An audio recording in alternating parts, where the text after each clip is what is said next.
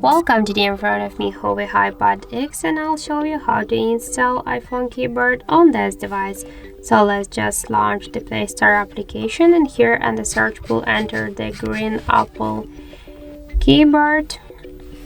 And now we should get this application, so tap to install and wait a couple of seconds while this application downloading and then installing on your device. Now just open the app here.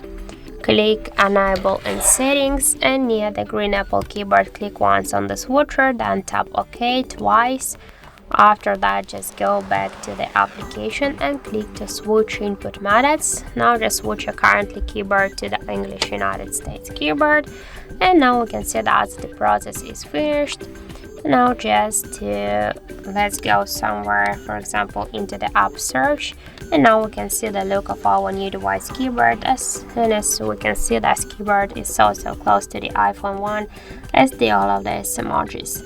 So that's it, thank you for watching, and if you find this video helpful, don't forget to leave a like, comment and to subscribe our channel.